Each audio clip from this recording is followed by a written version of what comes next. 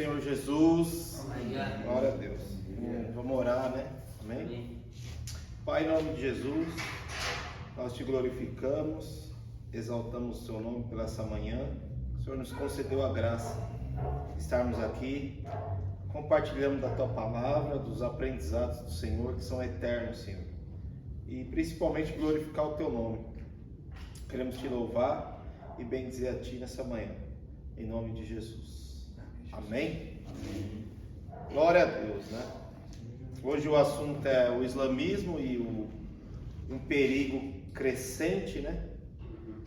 Acho que é relacionado a essa crescente do islamismo nos últimos anos, né? Nas últimas décadas, que tem sido um risco, né? Um perigo, não somente para o Brasil, mas para o mundo, né?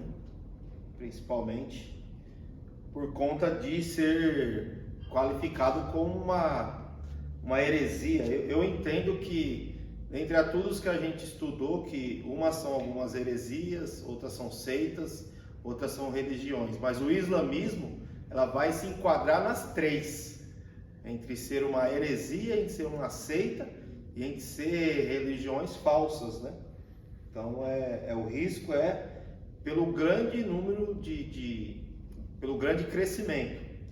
Acho que a última pesquisa que saiu antes da pandemia daria como 2 bilhões e 100 de cristãos e 1 bilhão e 800 de islâmicos. Então praticamente foi um pouco antes da pandemia. Então a gente vê um percentual que diz lá que aproximadamente cristão é 32, 33, do islamismo 24, 25%, mundialmente falando, né? Acho que eles dominam, acho que 22 países que eles dominam. E eles estão já distribuídos praticamente em todas as nações por aí, com a religião. O texto aqui que a gente vai ler é em Gálatas 2:20. Já estou crucificado com Cristo, e vivo não mais eu, mas Cristo vive em mim, e a vida que agora vivo na carne, vivo-a pela fé do Filho de Deus, o qual me amou e se entregou a si mesmo por mim. Uma das questões que vai fundamentar que o islamismo é uma religião, uma seita, uma heresia, é porque eles vão qualificar Jesus como um profeta comum.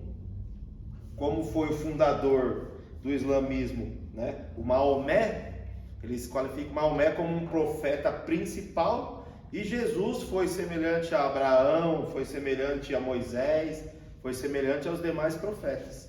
Isso é o que eles dão como isso que vai dar a maior evidência que o islamismo é uma seita, uma heresia, uma religiões aí que elas vai se opor contra o cristianismo, né? Então é colocar Jesus como um profeta. As outras que nós já estudamos vai colocar, umas vai falar que Jesus ainda nem veio, né?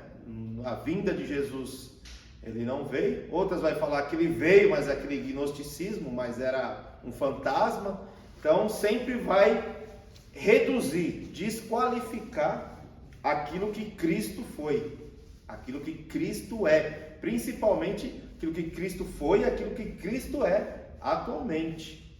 Então, Maomé é considerado o fundador dessa seita, dessa religião, pelo século de número 7, e eles têm vários fundamentos. Lá usam, né, o Alcorão, tem suas fé, tem seus, vamos bem dizer, e talvez essa aula, por questão desse grande crescimento, irmãos, eu vou partir para um ponto até crítico da igreja cristã atual.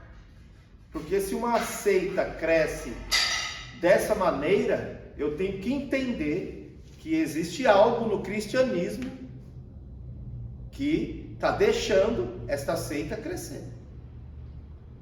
Se há essa diferença, né, entre um verdadeiro evangelho, e vem aí uma seita crescendo dessa maneira, eu tenho que entender, existe algo no cristianismo que está dando lugar para o crescimento, né, dessa seita.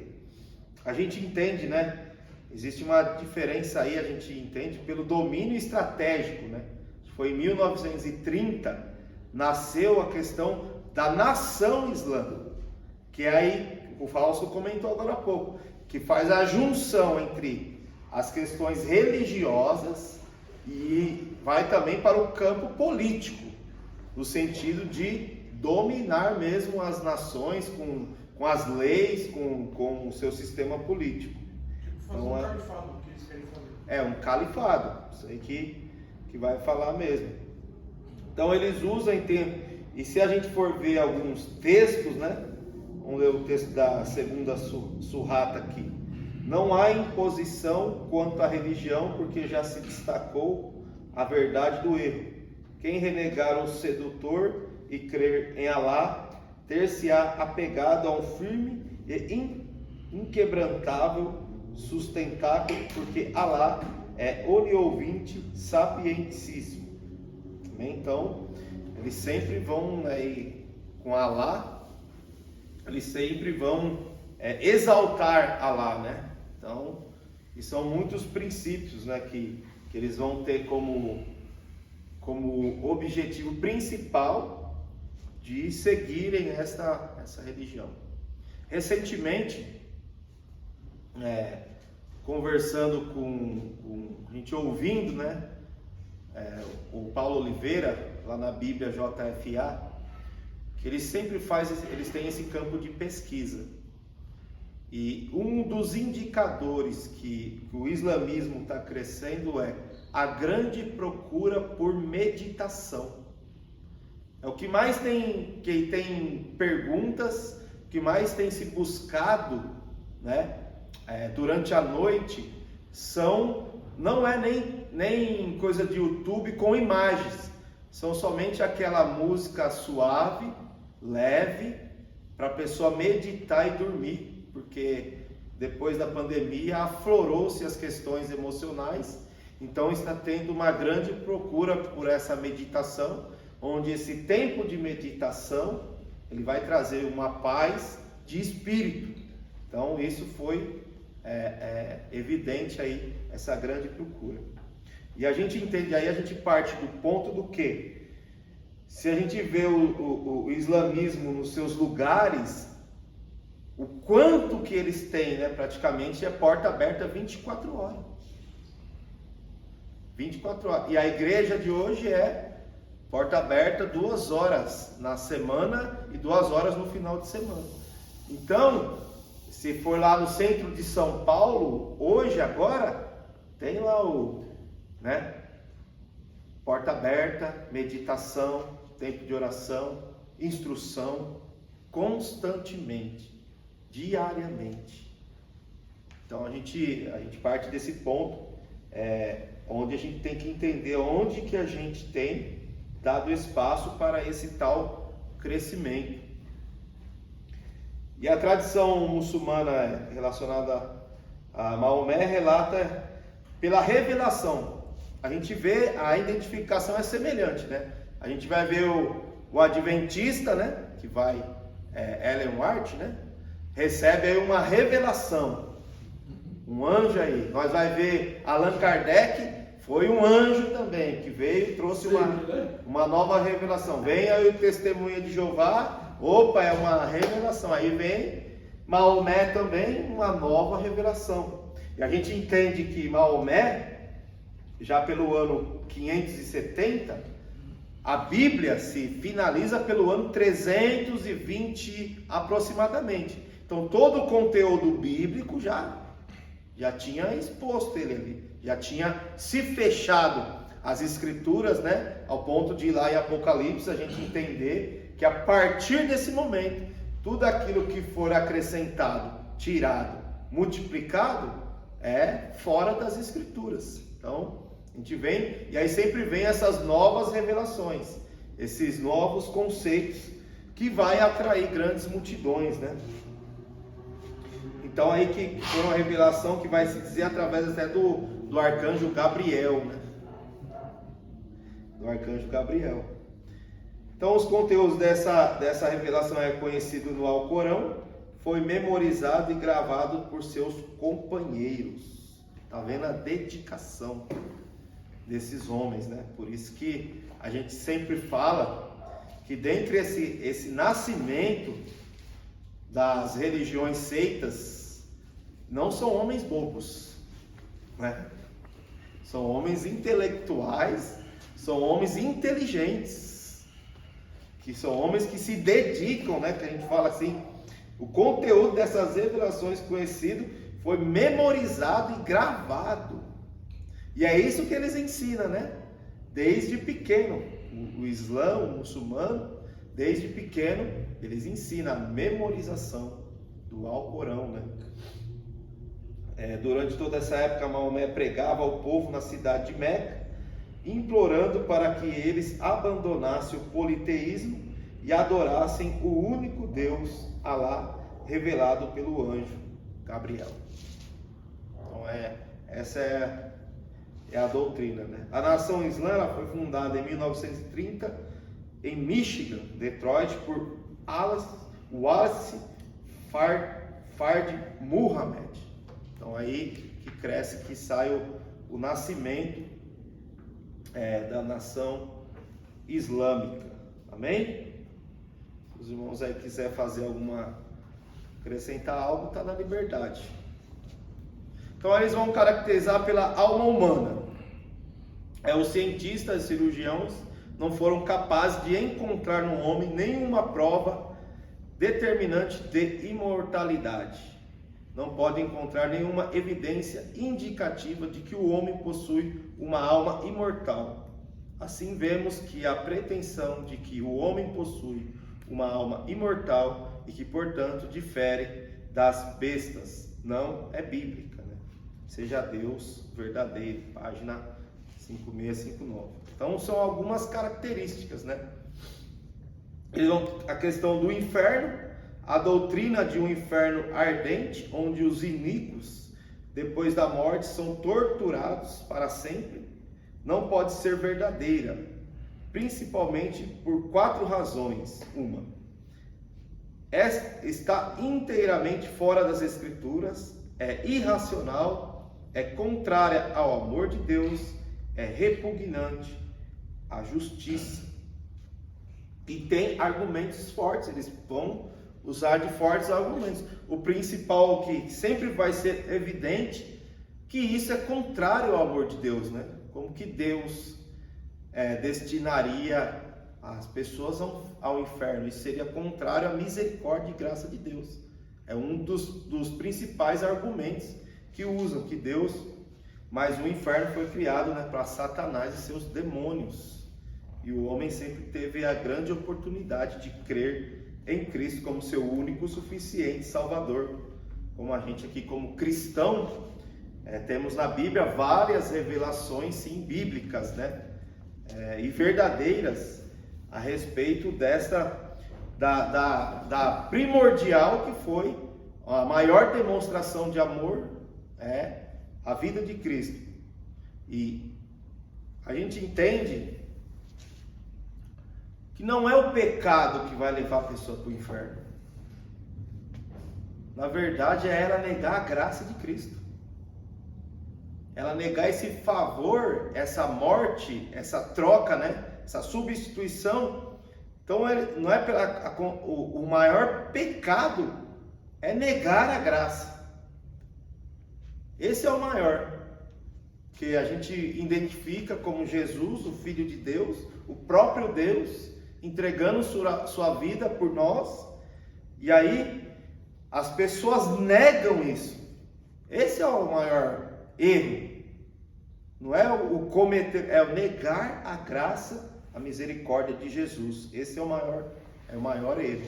E aí vai, logicamente, aquele que nega essa graça, ele vai viver numa vida de pecado, né? Isso vai ser a evidência.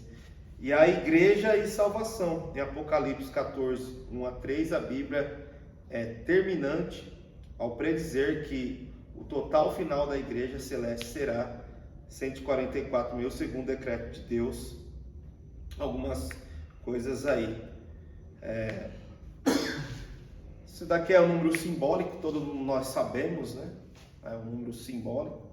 Uma disputa grande teológica sobre isso, principalmente quando vai envolver aí as questões da testemunha de Jeová, que a gente já estudou, né? Mas a gente crê que a Bíblia vai nos falar depois lá em Apocalipse 7, que há milhões, milhares de santos diante do Senhor, né? Então a gente não pode reduzir a salvação somente a um público específico, sendo que a Bíblia vai nos revelar que Cristo morreu por todos, e todos aqueles que creem em Cristo Jesus, lhes será dado o poder de se tornarem filhos de Deus, né? Então a gente entende que a salvação é para toda a humanidade que crê em Cristo Jesus como seu único suficiente Salvador.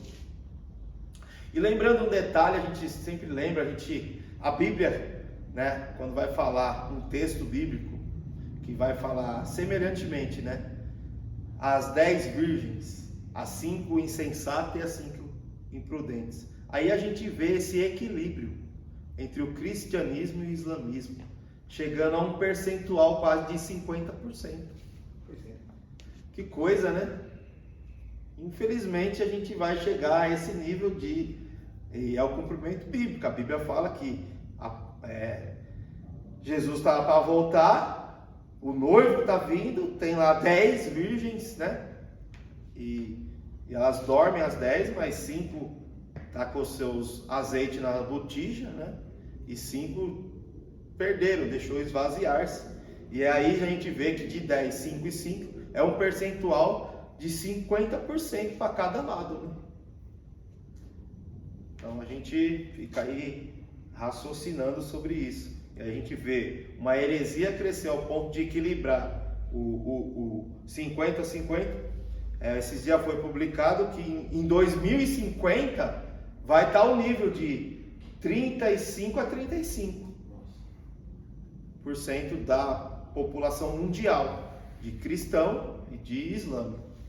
2050. Mas eu acredito que até lá, acho que Jesus já voltou, né? Pelo caminho aí dos acontecimentos, né? A gente crê nisso. Amém? Aí vamos aí, refutações do cristianismo. Aí, adventista do sétimo dia. Cristo condenou os fariseus por sua idolatria ao sábado e demonstrou sua autoridade para abolir o mesmo. Marcos capítulo 2, 24 e 28. Algumas, né? Estudamos aí a aula passada adventista, né? O céu e o inferno são reais e são destino de nossa alma. Lucas, Apocalipse, Lucas 16, 22 a 30, Apocalipse 6, 9 a 10. O destino dos ímpios e Satanás não é a aniquilação. Mateus 25, Apocalipse 14. A escritura é perfeita e completa, não precisa dos escritos de Ellen White. Amém? Deuteronômio 4 e Gálatas 1. Então, recapitulando um pouco, né? Essa refutação a respeito desses 3 pontos. Cristo condenou, né, pela idolatria do sábado, por questão de guardar o sábado, a questão do céu e do inferno, a questão do destino dos ímpios e a questão de eu pegar um conteúdo extra de Ellen White e somar as escrituras, né? Falar assim, não, este agora é o complemento da palavra. Então a gente vai pegar um texto aqui e vai usar também como parâmetro o que ela escreveu. Eu levo em consideração também, partindo do ponto da seguinte questão: das muitas traduções que hoje tem nos seus rodapés as interpretações de alguns homens teólogos, cujo muitas vezes, né, a gente sempre fala assim, quando eu compro uma Bíblia, que ela foi traduzida por determinado teólogo, o mínimo que eu devo fazer é conhecer a história dele, como que ele iniciou seu ministério e principalmente como ele finalizou seu ministério, né? a sua vida. Traduções foram de homens que já não estão mais conosco. Tipo como é Scofield. Isso. Bíblia Scofield. Porque a gente muitas vezes, vamos dar exemplo, nossas pesquisas, nossos esboços de ministração, logicamente a gente vai buscar um conteúdo, né? Se eu tenho uma tradução aqui, vai buscar um conteúdo, vamos ver o que tal escritor está falando sobre isso, né? A gente entende que são qualificados como teólogos, mas, né, o pastor Gilberto aqui deu um exemplo de um aplicativo que ele abre aí sensacional, né? Mas no 45 do segundo tempo lá, está escrito a origem dele. Tem muita coisa verdadeira? Tem, mas aquilo que a gente fala, se a gente não está preparado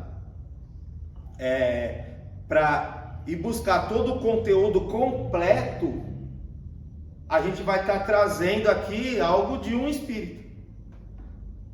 A gente vai estar ministrando aqui algo de um muçulmano, de alguém do Islã, porque eles vão sempre ter uma referência bíblica. Tem sempre algo envolvido. E eles têm as suas estratégias. A gente sempre tem visto uma minuciosidade dessa infiltração, né? E sempre foi dentro da história, essa infiltração dentro do meio cristão. Na distorção, isso começou desde lá do Éden, né? A distorção da mensagem de Deus. E isso tem distorcido tanto. E vale mais um ponto aqui que eu vou destacar, que vai entre essa crítica. Não estou exaltando o islamismo. Entendam, vocês estão nos assistindo, o islamismo é uma seita, uma religião, uma heresia perigosa que vai focar nas coisas terrenas. O cristianismo é o único e verdadeiro evangelho que vai, através de Cristo, te dar a vida eterna. Amém? Então fique bem focado, porque eu estou exaltando algum ponto crítico da igreja, porque a gente está vendo que esse risco crescente do islamismo colocando em risco o cristianismo. E um dos outros pontos que eu vou pontuar aqui, o islamismo, na sua conversão, eles vão até a morte.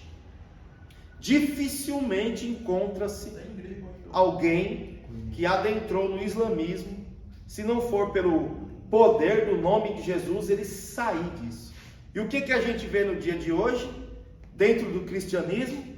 Muitos abandonando a fé. Então, por isso que também esse risco crescente de qualquer coisa no meio, eu não tenho essa fidelidade, não é com os homens, né? Não é com os homens, eu não tenho essa fidelidade para com Deus, em manter-me na fé, e logo eu abandono. Uma das coisas que tem se falado muito a respeito de hoje, de os desigrejados, né? O quanto dos desigrejados que se fala, né? Pessoas que abandonam a fé, mas eles têm esse ponto, a partir do momento que entram para o Islã, dificilmente, se não for pelo poder do nome de Jesus mesmo, eles abandonam essa fé. Há até um falo missionário, né, que um pastor foi pego pelo Islã e diante de muitas ameaças, ele não negou a Jesus. E aí o cara do Islã falou assim: nós vamos te dar liberdade, porque você foi tão fiel a seu Deus, que se compara à nossa fidelidade que nós temos ao nosso Deus, Alá. E poucos fazem isso. Hoje em dia, felizmente, por poucas coisas as pessoas têm abandonado o cristianismo e têm buscado outras religiões, né? E não tem esse entendimento que a verdadeira fé em Cristo Jesus, mesmo diante das necessidades, dos problemas existentes, mas é o único caminho que vai nos levar à vida eterna com o Senhor. Amém? Amém. E aí vem a questão dos mormons, né, que a gente falou, a questão do testemunho de Jeová. E eles têm como 5 princípios o Islã, que é a fé, a oração, né, a esmola ou a contribuição de purificação que eles falam, a peregrinação e o jejum. Então são 5 princípios relacionados à doutrina, que é a fé, oração, a contribuição, a peregrinação e o jejum. Mas eles são muito inteligentes, que eles também têm 5 princípios de relacionamento, que um deles é conhecer as suas próprias emoções, o outro é controlar as suas emoções, e o outro é automotivação, empatia, relacionar-se interpessoalmente. O que é isso? Quer dizer, isso é para os ambientes externos. Então,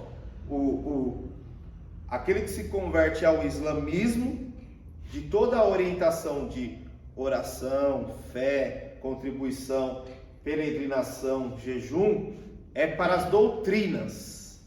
Agora, o comportamento fora desse ambiente, vamos dizer, de culto a Alá, eles também têm os princípios que são para os locais de trabalho, para os ambientes escolares, como eu devo me comportar, conhecer as suas próprias emoções, controlar elas. Por isso que eu falei lá no início, relacionado ao quê? Devido a essa pandemia, o número de crescimento das questões emocionais, eles têm algo muito forte na questão de conhecer-se a si mesmo e controlar as suas emoções. E eles vão lá para a automotivação, para a empatia e o relacionamento interpessoal. E voltamos novamente a isso que eles nos ambientes fora, vamos dizer para nós, fora a igreja, eles buscam esse relacionamento. E o que durante muito tempo a igreja fez? O cristão deve isolar-se, porque se ele chegar perto de um não cristão ou de outra religião, ele vai se contaminar. Mas a ideia deles não, quanto mais vocês tiverem relacionamento com outras pessoas, mais o islamismo cresce.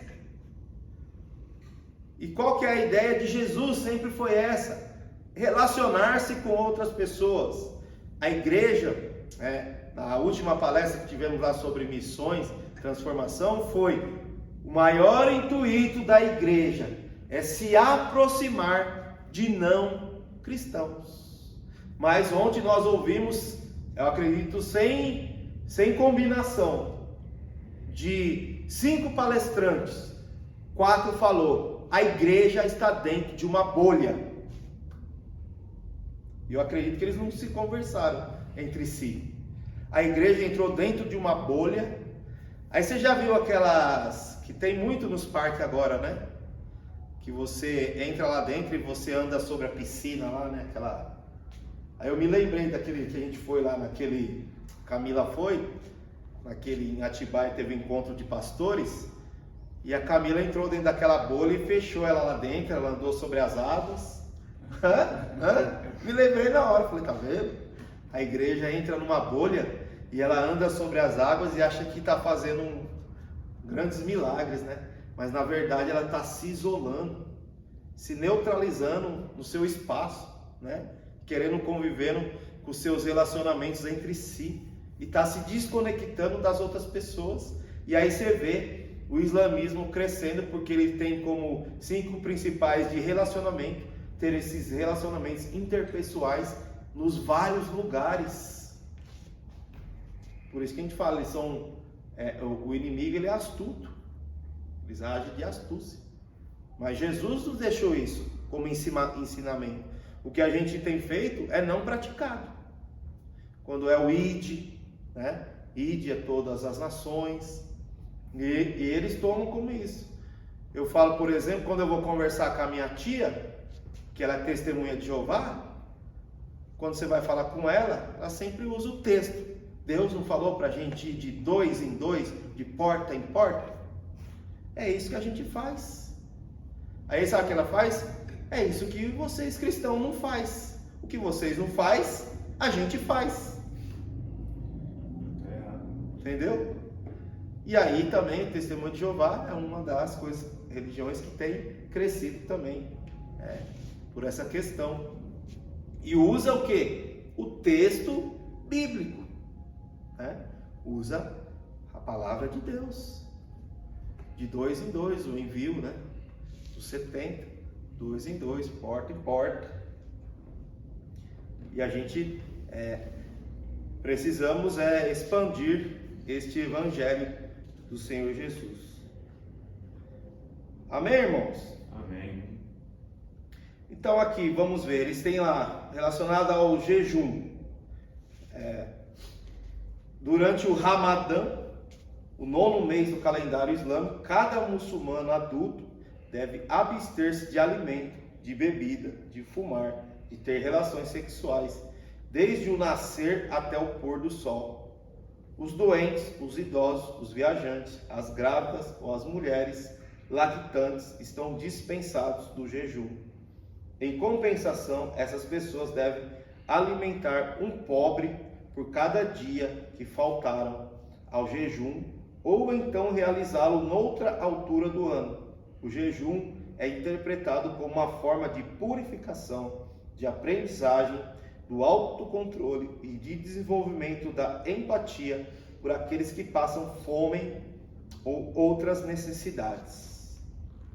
Se a gente for ver lá o livro de Isaías 58, quando ele vai relacionar o jejum, o texto vai falar semelhante a isso. Quando eu entro em jejum, o alimento que eu não consumi, eu dou. Dou a quem está por necessidade. Eles usufruem das escrituras, Se a gente for ver, eles têm usufruem das escrituras para o seu jejum, Então, e aí fala sobre a peregrinação. Esse pilar consiste na peregrinação a Meca, obrigatório pelo menos uma vez na vida para todos os que gozem de saúde e disponham de meios financeiros. Ocorre durante o 12º mês do calendário islâmico. Os muçulmanos vestem-se com traje especial, todo branco, antes de chegar a Meca, para que todos estejam igualmente vestidos e não haja distinção de classe. Durante toda a peregrinação, não se preocupam com seu aspecto físico. Depois de praticarem 7 voltas em torno do Kaaba, edifício no centro da mesquita, os peregrinos correm entre as 2 colinas de Safá e Marwa. Na última parte do Hajj, os muçulmanos devem passar uma tarde na planície de Arafat, onde Maomé disse o seu último sermão. Os rituais chegam ao fim com o sacrifício de carneiros e bodes.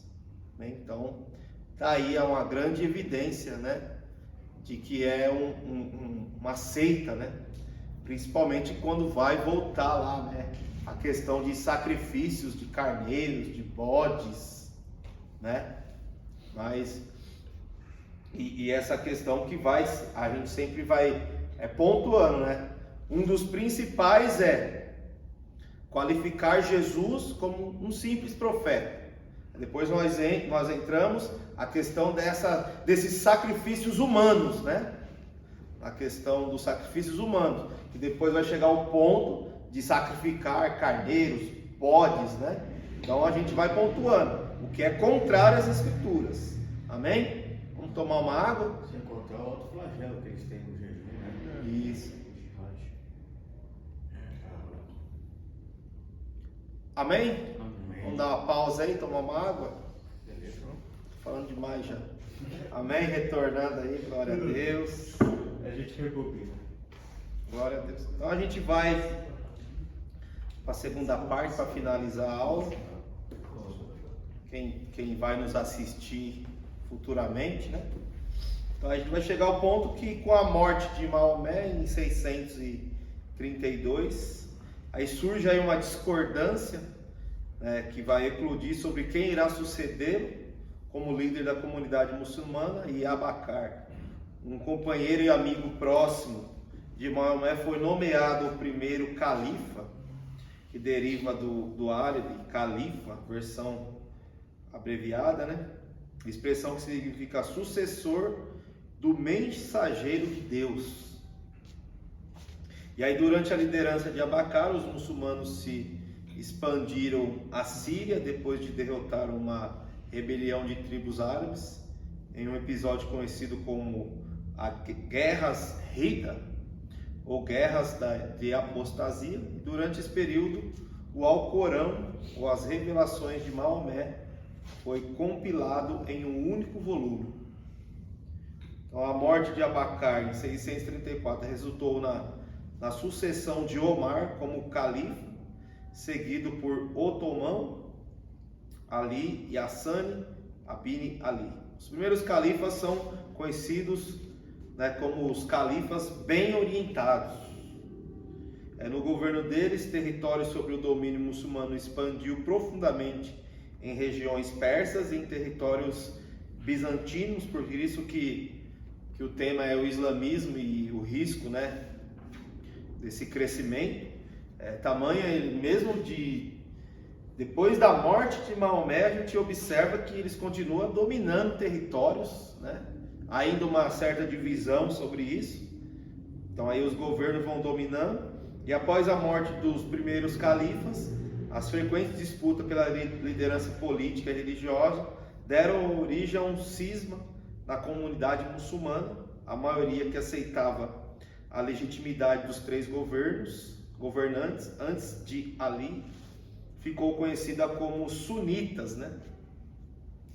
E aí a minoria discordante que acreditava que somente Ali e alguns de seus descendentes deveriam governar, aí foi conhecida como os xiitas. Então aí há uma divisão, né, entre, né, os sunitas e os xiitas desse movimento religioso, né, dessa seita, dessas heresias. Aí os islâmicos, eles possuem essas correntes sunitas, xiitas, que travam conflitos durante anos por conta de divergência quanto ao califado, o que envolvia até assassinatos de líderes. Porque também ela vai ter não somente a questão religiosa, mas a questão política do negócio, né? Então a gente, né, como a gente estava comentando aqui anteriormente, as questões religiosas, políticas, se a gente trazer para atualmente, o dia de hoje, né, alguns aviões que caem, né, algumas pessoas que andam sumindo por aí, algumas que sequestradas e mortas aí, como a gente aqui de Santo André, né, um ex-prefeito chamado Celso Daniel. Então a gente vê que essas questões políticas, religiosas, elas vêm, e se a gente observar filtrando os nossos olhos, elas acontecem nos dias de hoje, né? Essa disputa por um poder que está acontecendo aqui é a disputa por um poder, né? Se a gente for observar xiitas, sunitas, a gente vai levar em consideração o quê? Direita, esquerda, né? Então, e não é só no Brasil, isso circula pelo mundo. Questões de republicanos, democratas, né? Então vai dando origem a dois polos, onde na verdade houve isso, e há muitas coisas também. A gente vê na questão até de Lutero, quando ele vai buscar trazer a igreja para a centralidade, né? Houve também ali muitas evidências, né? foi evidência de pessoas perderem as suas vidas, né?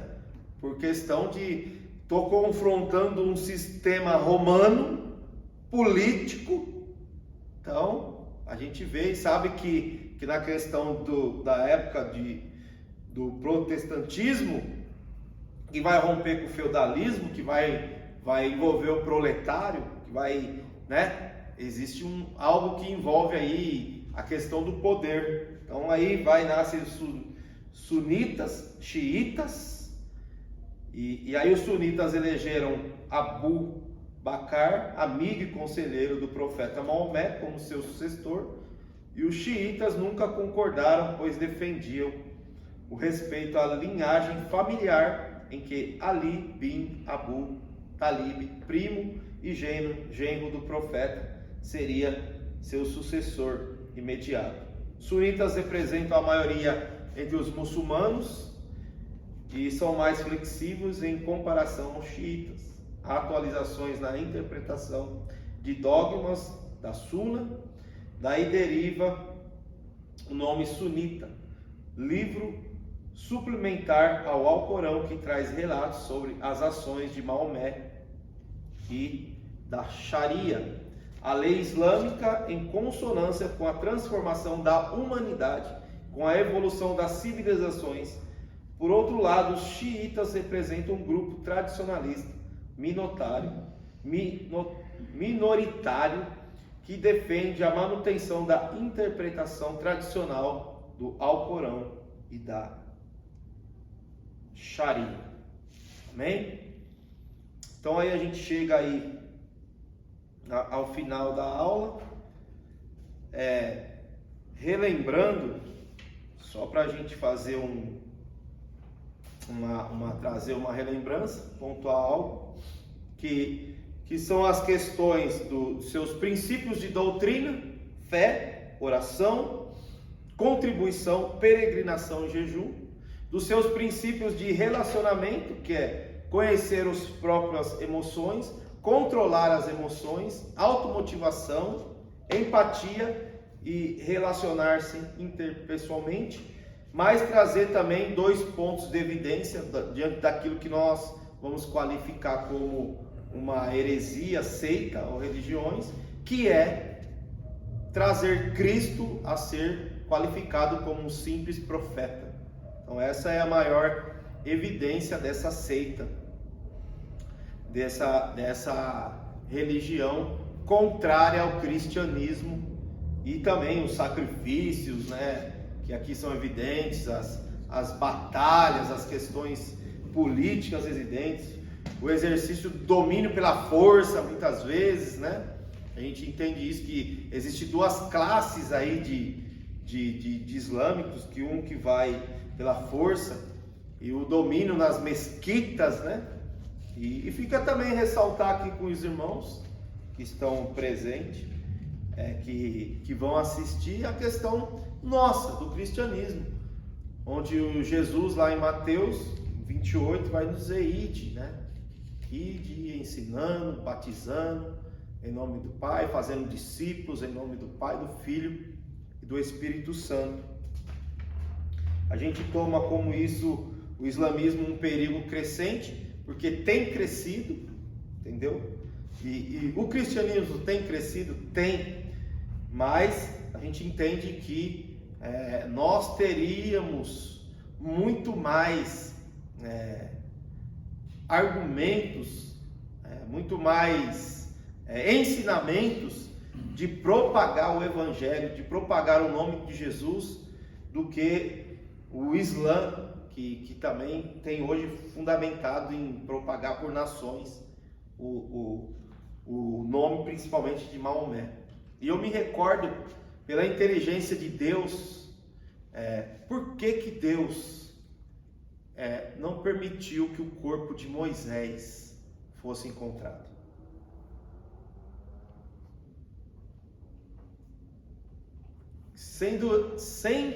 Sem encontrar o corpo de Moisés, né? Houve um período muito grande onde Moisés se tornou quase um ídolo, ou se tornou-se, né? Tamanha ia ser a idolatria por Moisés. É uma coisa arca, né? Diante do Pentateuco. Então, por isso que Deus ele envolve algumas coisas em certo mistério, né? Mas mesmo assim, como aqui foi falado, o povo, não é? O povo procura as coisas erradas muitas vezes. Porque as coisas erradas, elas vão proporcionar facilidades. O povo que muitas vezes elege os seus líderes das suas seitas. Muitas vezes não é os líderes que vão procurar fazer discípulos, né? É o povo que elege eles como seus discipuladores. Então a gente vê a questão que o pastor Gilberto falou, é a questão porque Deus esconde Moisés, porque Deus esconde a arca, porque Deus não permite algumas coisas ser assim, porque o coração humano ele está voltado para os ídolos, para a idolatria, né? A gente falou um pouco esse dia sobre a questão do narcisismo, né? A idolatria do eu. Então o coração humano está um pouco pendente, ele necessita de uma referência, né? E aí fica só uma questão minha pessoal, é por isso que nos outdoors de hoje em dia tem a imagem dos seus representantes, dos seus apóstolos, dos seus bispos, né?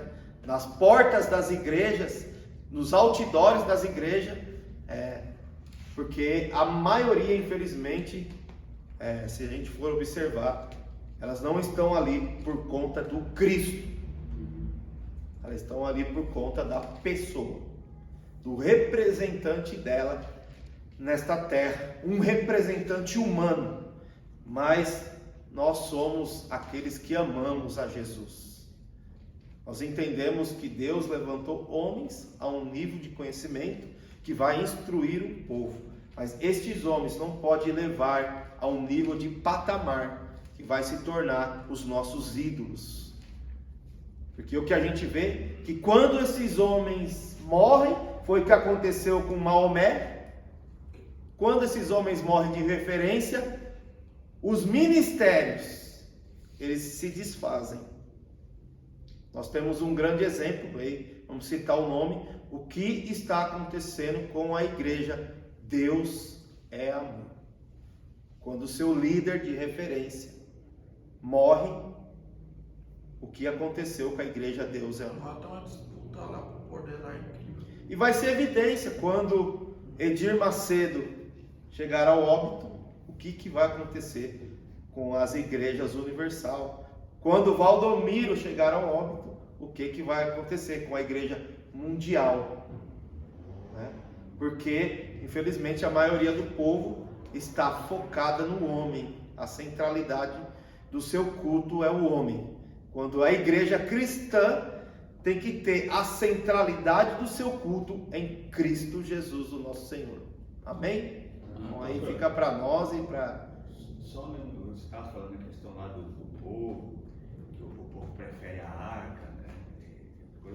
Eu lembrei de um texto, esse texto ele é interessante, por causa de como o ser humano ele é cínico, né?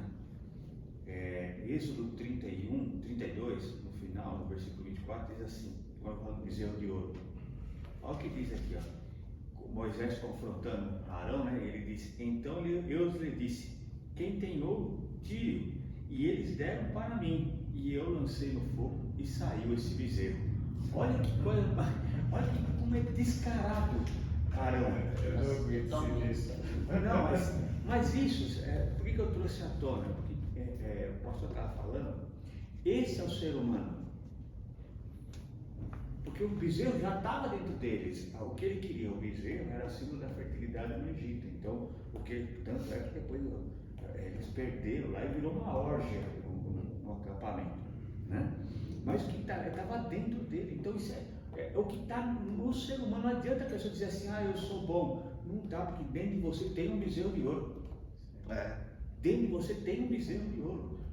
Vacilou, você vai para a orgia, você vai para o mundanismo, você vai. E o pior de tudo, quando alguém te confrontar, você vai dizer, não sei de onde saiu. Eu não sei. Apareceu. Do nada. Isso aí eu vou trazer uma mensagem sobre isso aqui. Apareceu.